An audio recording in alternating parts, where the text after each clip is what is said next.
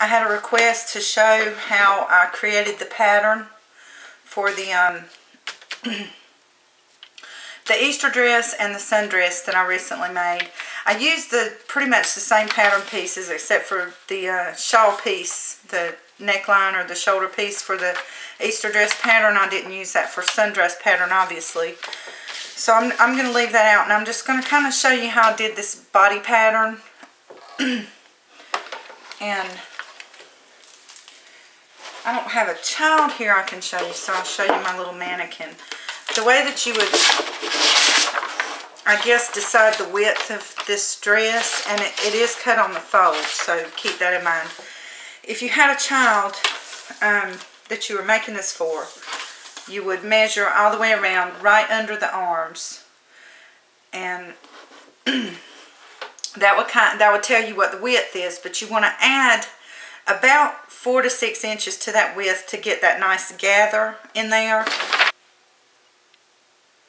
Add the width, divide it by 2, and add 3 inches. Does that make sense?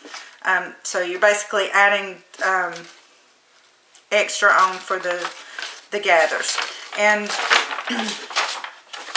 to decide where the underarm holes should be, where they should start and where they should end, the way I do it, if somebody else does it different, you're welcome to make your own video and tell me about it, or tell everybody else about it. Since the dress is going to be, I would say it starts right below the shoulder, somewhere around the neckline. I'd measure under the arms, leaving a little bit of space right in here so that it's not, you don't want it butted right up against the underarms. It would make the dress really uncomfortable.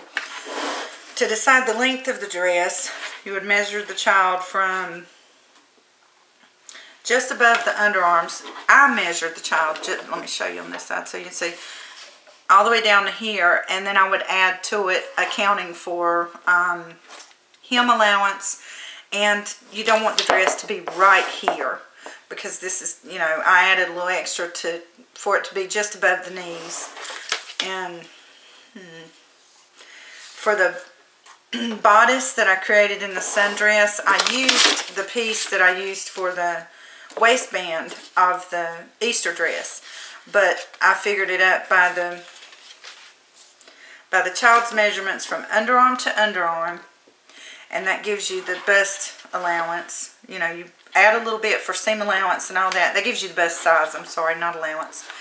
And I wanted it to be just, you know, a few inches wide, so it's like 3 1/4 wide, and that would allow for seam allowance, and it would end up being about just under 3 inches wide.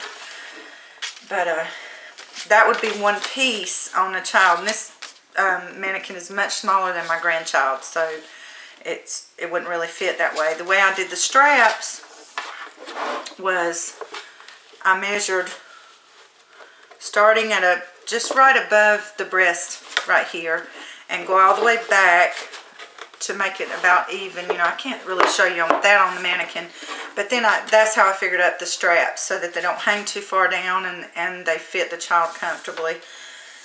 I hope that's helpful. If there's any other questions, just let me know. I try to do the best I can to answer the questions that you have, and if there's something I can explain a little better that I didn't explain well enough in a video, just contact me and let me know. And you can also email me at AFateSoTwisted@gmail.com, and I will take your questions, and I'll try to answer them in a video, or I will reply back if you just want an email back. So thanks, y'all. Peace. Bye-bye.